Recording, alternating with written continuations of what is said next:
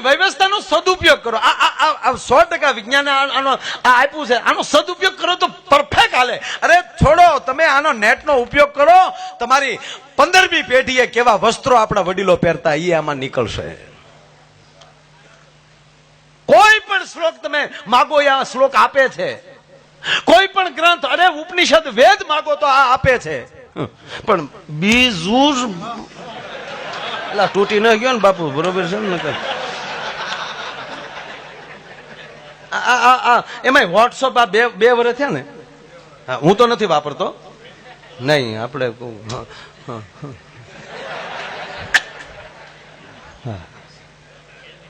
નહીં. કારણ કે મારા દીકરા કોક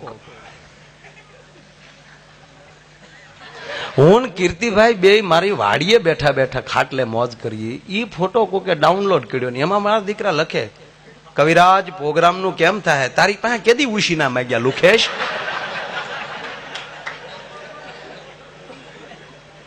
હું બાપુ હાટુ એક જગ્યાએ ચા બનાવું છું. મને વાંધો નથી જે લખે, મને શું વાંધો, મને કોઈ પ્રોબ્લેમ નથી. હા, પણ એમાં હેઠે લખ્યું, મિત્રો આને કહેવાય મંદી. હા, અમારી માથે એવા સંતોની કૃપા છે ને સાહેબ, અમેરિકા વેચાઈ જાય ને તો આ દેશના કલાકારોને મંદી ન થાવે. કારણ કે કોઈ સાધુ પાસે અમે પૈસા નથી માગ્યા, કૃપા માગી છે.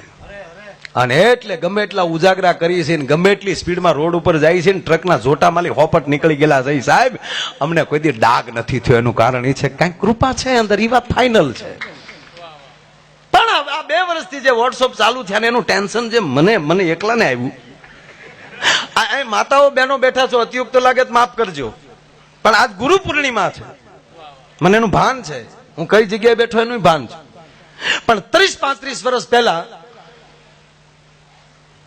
આજુબાજુમાં હોસ્પિટલો નહોતી. આ મારી માવું બેઠીને પૂછજો તમે, એને વેદના ઉસાણ કરી છે.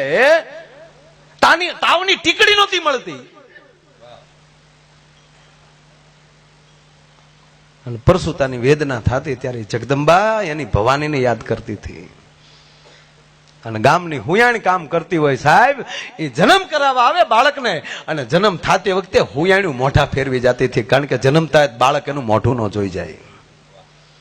અને હવા મહિનાનો થાય ત્યાં સુધી પરિવાર સિવાય કોઈનું મોઢું નહોતું દેખાડાતું. હવા મહિનાનું બાળક થાય ત્યારે જળ ઝારવા માટે આ જગદંબા નીકળતી હતી ઘર બહાર. એ ખોળામાં દીકરો તેડ્યો હોય અને માથે બેડું હોય, ભગવાન ભાસ્કરને એમ કહેવાય કે વધામણા કરવા માટે દીકરી, એ જગદંબા એ દીકરાની માં હવા મહિના સિવાય બહાર નહોતી નીકળતી.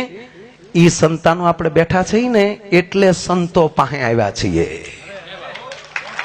આ નરું સત્ય કહું તમને, આ એક સંસ્કાર છે. હવે જન્મતા આવે તો સીધો નશને જ ભાળે ડોહો આવડો. આમાં તો છોકરો ભાગી જાય ને.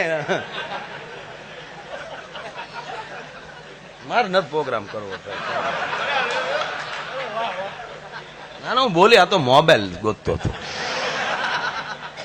એક કહેવાનો મતલબ કે સમય છે, એને કઈ હું એમ નથી કેતો કે હવે હોસ્પિટલ ન જવું જોઈએ, પણ કમસે કમ એ જે નર્સબેન છે અથવા જે ડોક્ટર છે એ એમ કે ચંપકલાલ તમારી ઘરે દીકરો જન્મ છે, ચાલો જોઈ જાઓ, ત્યારે કમસે કમ એને સામે આંખ તો મિલાવજો. એટલે દીકરો પહેલી વાર બાપનું મોઢું તો જો. મારો દીકરો એ સીધો મોબાઈલ કાઢે ફોટા મળે પાડવા. ઉલ્લુલ્લુ નો એને નજીવ જન્મું છે, ઉલ્લુલ્લુ દીકરો થાય. હવે બાપ પેલા જે છોકરો મોબાઈલ જોવે છે, 18 વર્ષ પછી વાઢિયો કેવો હોય છે. એટલે સદગુરુની જરૂર છે. એવા પરિસ્થિતિમાં જન્મ હશું ને તો સદગુરુની કૃપા થાય ને તો બાપ એ પેઢીઓને ઉજાગર કરે એવો સંતાન પાછું તમારું થશે. સંસ્કાર મળશે તો એ સંસ્કાર સંસ્કાર મળે છે, સંપત્તિ નથી મળતી. અને અહીંયાથી સંસ્કાર મળે છે, અને જેની પાસે સંસ્કાર હશે અહીંયા સંપત્તિ ડોટું દેતી આવશે. આ રૂપિયાની હું વેલ્યુ જોવો તો ખરા. નાના હતા ને બપોર સુધી રોતા ત્યારે માઇન્ડ માં દહડો દેતી કરકરિયા વાળો, એને બદલે માથે ધોધ થાય. તો